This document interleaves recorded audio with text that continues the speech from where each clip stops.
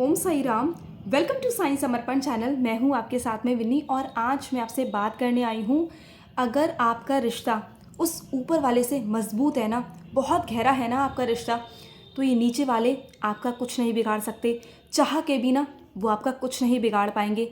अगर आपकी डोर जो मजबूत है ना उस ऊपर वाले के साथ में, उस ऊपर वाले पे अगर आपको भरोसा है, उस ऊपर वाले पे अगर आप विश्वास रखते हो, अगर आपका रिश्ता वहाँ पर मजबूत है ना, तो ये नीचे वाले, ये दुनिया वाले आपका कोई कुछ बिगाड़ नहीं सकता। कोई चाहे भी ना, कितना भी चाह ले, वो आपका बाल भी बाका नहीं कर सकता अगर आपका रिश्ता उस ऊपर वाले से मजबूत है तो। इसलिए हमेशा कहते हैं उस ऊपर वाले पे भरोसा रखिए।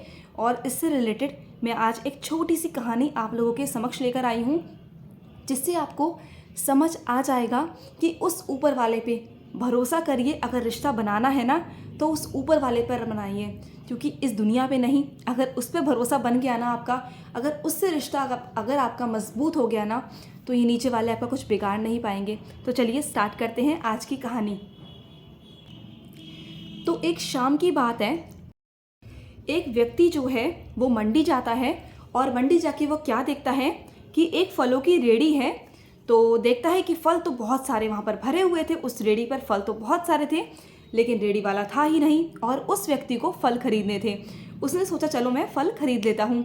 तो वो रेड़ी वाले का बहुत देर तक वेट करता है। उसे लगता है कि शायद फल वाला इधर उधर कहीं चला गया है, वो अभी आ जाएगा। तो वो वेट करता है, बहुत देर तक वेट करता है, लेकिन जो फल वाला था वहाँ पर नहीं आता।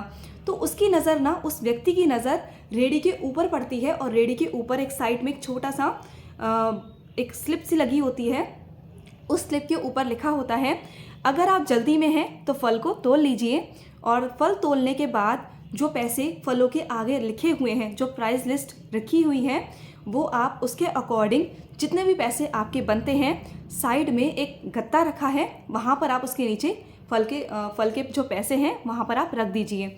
अगर आप, फिर उसके नीचे लिखा हुआ था, एक लाइन और लिखी हुई थी, अगर आपके पास में पैसे नहीं हैं तो आप मुफ्त में फल ले जाइए। तो और उसके नीचे ये लिखा हुआ था कि जो मेरी माँ है वो बहुत बूढ़ी है और मुझे उनकी देखभाल के लिए, उनकी दवाई के लिए, उनको टॉयलेट कराना होता है, उनको दवाई देनी होती है, उन्हें खाना खिलाना होता है, तो बीच बीच में मुझे घर जाना होता है और इसलिए मैं बीच बीच में वहाँ पर आता रहता हूँ। तो आपको जो भी फल खरीदने हैं आप खरीद लीजिए और गत्ते के नीचे जो है पैसे आप रख के चले जाइए। तो वो आदमी अजीब सा सोचता है कि अरे आजकल के ज़माने में ऐसा कौन करता है, आजकल के ज़माने में इतने चोर उचक्के घूमते हैं, तो कोई भी अपनी शॉप को ऐसा खुला नहीं छोड़ के जाता। तो फिर वो आदमी सोचता है चलो मैं फल जो है ख़रीद लेता हूँ। तो वो देखता है कि प्राइस देखता है कि 2 किलो सेब के इतने पैसे हैं, 1 डज़न जो केले हैं उसके इतने पैसे हैं। तो वो 2 किलो सेब और 1 किलो केला लेकर जो भी पैसे होते हैं वो गत्ते के नीचे रखने जा रहा होता है। तो वो देखता है कि यार गत्ते के नीचे तो ऑलरेडी बहुत पैसे रखे हुए हैं, 100 का नोट रखा है, 20 का रखा है, 50 का रखा है। वो सोचता है यार लोग तो ऐसा कर भी रहे हैं, तो वो वहाँ पर रख देता है।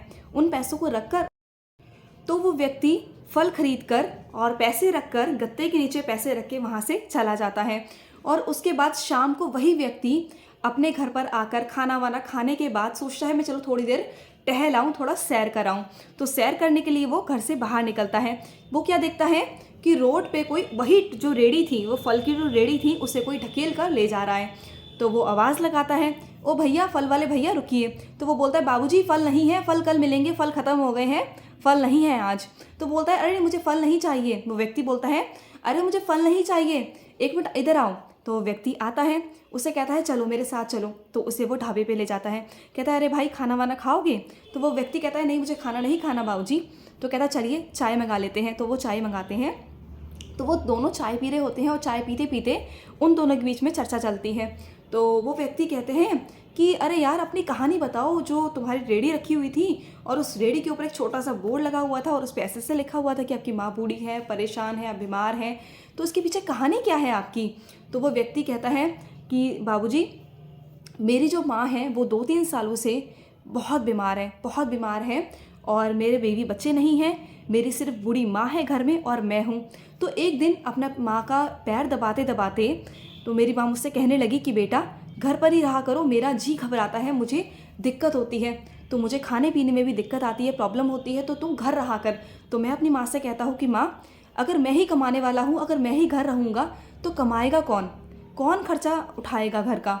तो माँ कहती है, तो मेरी माँ जो थी वो ईश्वर पे बहुत यकीन करती है, बहुत भरोसा करती है और उस ईश्वर को याद करके कहती है, बेटा उस ऊपर वाले पे भरोसा रख और जो तेरे फलों की रेडी है ना, उसे तो सुबह मंडी में छोड़ के आ जाया कर और शाम के वक्त में जो तेरे पैसे हैं वो गिनने चले जाया कर, उस रेडी को अपने घर वापस ले आया कर। और जो तेरे पैसे हैं ना वो कभी भी इधर से उधर नहीं होंगे, उस ऊपर वाले पे विश्वास रख। तो वो बेटा कहता है कि माँ आप क्या कह रहे हो कि आजकल की कलयुग की दुनिया में क्या हम किसी पर भरोसा कर सकते हैं? जो चोरों चक्के की दुनिया है, क्या इसमें हम किसी पर भरोसा कर पाएंगे? और आपको क्या लगता है कि ये पैसे बच जाएंगे या कोई पैसे रख के जाएगा, या फिर जिस रेडी पे फल वाला ही नहीं होगा तो क्या वहाँ से कोई फल खरीदेगा? तो उसकी माँ कहती है कि अरे तू फालतू बातें मत कर, उस ऊपर वाले पे भरोसा रख, तेरे पैसे कभी कोई इधर से उधर नहीं जाएंगे, बल्कि तेरे पास 1 रुपया भी कम नहीं आएगा, ज़्यादा ही आएगा। तो ये मेरी बात लिख के रख, क्योंकि उस ऊपर वाले पे भरोसा रख, जो तेरा हक है ना तेरा हक मिलेगा। और उनकी जो माँ थी वो ऊपर वाले पे इतना भरोसा करती थी, अपने बेटे को बोलती है कि तेरा 1 रुपया ना कम नहीं होगा बल्कि तुझे ज़्यादा ही मिलेगा, उस ऊपर वाले पे भरोसा कर। तो उनका बेटा कहता है कि मैं ऐसे ही फिर से करने लग गया और मेरी माँ ने मुझे ऐसा बोला, 2-3 साल से मैं ऐसा ही कर रहा हूँ और मेरी माँ का जो यकीन है, जो मेरी माँ का भरोसा है वो यही है और मैं रोज़ ऐसा करता हूँ, सुबह आता हूँ और रेडी छोड़ के चला जाता हूँ, शाम को आता हूँ और जो मेरे गत्ता है उसके नीचे पैसे होते हैं वो मैं ले जाता हूँ। और 2-3 साल से आज तक ऐसा कभी नहीं हुआ कि उस गत्ते के नीचे 1 रुपया भी कम हो, बल्कि ज़्यादा ही निकलता है, लेकिन आज तक कभी कम नहीं हुआ। बल्कि लोग तो मेरी माँ से इतना प्यार करते हैं कि कई लोग तो ना मेरी माँ के लिए बहुत सारी चीज़ें छोड़ जाते हैं। कई लोग तो मेरी माँ के नाम पे पैसा रख जाते हैं, एक्स्ट्रा में रख जाते हैं। और छोटे छोटे बच्चे जो होते हैं ना वो भी मेरी माँ के लिए चीज़ें रख जाते हैं। और एक छोटी सी बच्ची ना मेरी माँ के लिए पुलाव रख गई और वहाँ पर एक छोटी सी चिट छोड़ के गई, ये आपकी मम्मी के लिए। तो लोगों का बहुत सारा प्यार मिलता है। और एक डॉक्टर साहब थे जो एक पर्ची छोड़ के गए, अगर आपकी माँ को कभी भी कोई दिक्कत हो, कोई प्रॉब्लम हो तो आप आइए, मैं फ्री में आपकी माँ का इलाज करूँगा। तो इस तरह से लोगों का प्यार मुझे मिलता है। और हमारा जो घर है वो 2-3 सालों से ऐसे ही चल रहा है। मैं सुबह आता हूँ, फिर शाम को ठेल उठाने आता हूँ, रेडी ले जाने के लिए आता हूँ। लेकिन लोगों को ऐसा लगता है कि मैं बीच बीच में आता हूँ, लेकिन मैं बीच में नहीं आता हूँ। मैं सुबह एक बार आता हूँ और शाम को एक बार आता हूँ, बस उसके बाद में बीच में एक बार भी नहीं आता। तो मेरी माँ का जो भरोसा है, जो यकीन है उस ईश्वर पे कि वो हमें कभी भूखा पेट नहीं सुलाएगा। और आज तक ऐसा कभी नहीं हुआ कि मेरा 1 रुपया भी कम हुआ हो, बल्कि मुझे ज़्यादा ही दिया है। उस ऊपर वाले ने मुझे ऐसे ही बहुत ज़्यादा दिया है। तो ऐसे ही इस कहानी का सुनाने का आपको तात्पर्य ये था, ये जो हमारे साईं हैं, हमारे ईश्वर है ना, अगर हम इन पे भरोसा करेंगे ना तो आपका हक चाह कर भी कोई मार नहीं सकता। बल्कि अगर आप ईश्वर पे भरोसा करेंगे ना, आपको दुगना मिलेगा, दुगने से भी दुगना मिलेगा, लेकिन आपको कम नहीं मिलेगा। आपको कभी कम मिल ही नहीं सकता। जो बच्चे ईश्वर पर भरोसा रखते हैं, विश्वास रखते हैं ना, वो कभी भूखे पेट नहीं सो सकते। और हमेशा ईश्वर पर भरोसा रखने वालों को हमेशा दुगना मिलता है। अगर उन पर विश्वास रखोगे ना तो आपका कोई हक नहीं मार सकता। कहते हैं ना हम ईश्वर से कि तेरे दर पे आने से पहले तो मैं बहुत कमज़ोर था, तेरे दर पर आके मैं कुछ और ही हो गया। तो बस यही है हमारे ईश्वर, हमारे साईं का दरबार। जब हम शिरडी नहीं गए थे ना तो उससे पहले हम बहुत कमज़ोर थे, हमारे पास कुछ नहीं था। जब से हमने शिरडी माथा टेका है, उनके दरबार में माथा टेका है, साईं के आगे हाथ फैलाए हैं, उनके आगे झोली हमने ऐसे कर ली है, तो हमें किसी चीज़ की कमी नहीं है, किसी चीज़ की कमी नहीं है।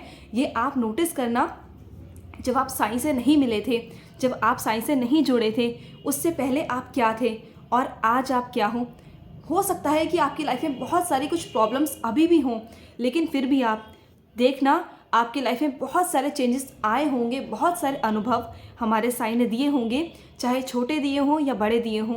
आपकी साईं से जुड़ने के बाद आपकी ज़िंदगी में बहुत सारे बदलाव हुए होंगे। डेफिनेटली मैं श्योरली कह सकती हूँ, ऐसा कोई बच्चा नहीं होगा जिसकी लाइफ में साईं का अनुभव नहीं होगा, या साईं की वजह से आपकी लाइफ में चमत्कार नहीं हुए होंगे। तो साईं पर विश्वास रखिए, वो आपको कभी हारने नहीं देंगे, कभी नहीं। और जो आपका हक है ना वो आपको डेफिनेटली मिलेगा। तो हमेशा साईं पर भरोसा रखिए। ये मत सोचिए कि आपके साथ क्या होगा, आप डरिए मत। अगर आपके दुश्मन आपके बारे में बुरा सोचते हैं ना, तो वो आपका कुछ छीन नहीं पाएंगे, चाह कर भी ना कोई आपका कुछ छीन नहीं पाएगा। अगर उस साई से अगर आप जुड़े हो ना, उससे अगर आपके रिश्ते पक्के हैं, अच्छे क्लोजेस्ट रिश्ते हैं आपका जो रिश्ता है अपने साई से वो मजबूत है, ऐसे मजबूत है ना, तो ये नीचे वाले आपका कुछ नहीं बिगाड़ पाएंगे। तो बिल्कुल डरने की ज़रूरत नहीं है, बिल्कुल भी डरने की ज़रूरत नहीं है। साई आपके साथ है, हमेशा आपके साथ हैं।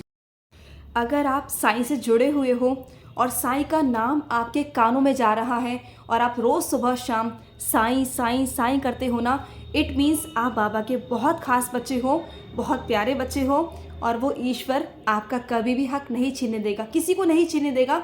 अपने मन से ना डर निकाल दीजिए, बेझिझक हो जाइए और बस साई साई साई करते रहिए। क्योंकि कोई चाह कर भी ना कितने भी एफर्ट्स कर ले आपकी लाइफ में, कितने भी एफर्ट्स कर ले, कितने भी आपके लाइफ में आग लगाने की क्यों ना कोशिश कर ले, साईं आपको निकाल लेंगे और साईं आपका हक आपको ज़रूर दिलाएंगे, ज़रूर दिलाएंगे। क्योंकि कभी भी कोई आपका हक नहीं मार सकता, कभी नहीं मार सकता। अरे हमारे साईं की शक्ति तो वो शक्ति है, वो प्यार है, वो आशीर्वाद है कि हमारे किस्मत में जो ना भी हो ना, वो भी हमें मिल जाए, वो भी हमारे भाग्य में लिख जाए, वो भी हमें मिल जाए। अगर उस साईं से अगर आप जुड़े रहोगे ना, जो आपका हक है वो तो आपको डेफिनेटली मिलेगा, और जो नहीं भी है ना, उससे भी कहीं ज़्यादा मिल जाएगा, आपकी किस्मत में लिख जाएगा, आपके भाग्य में लिख जाएगा।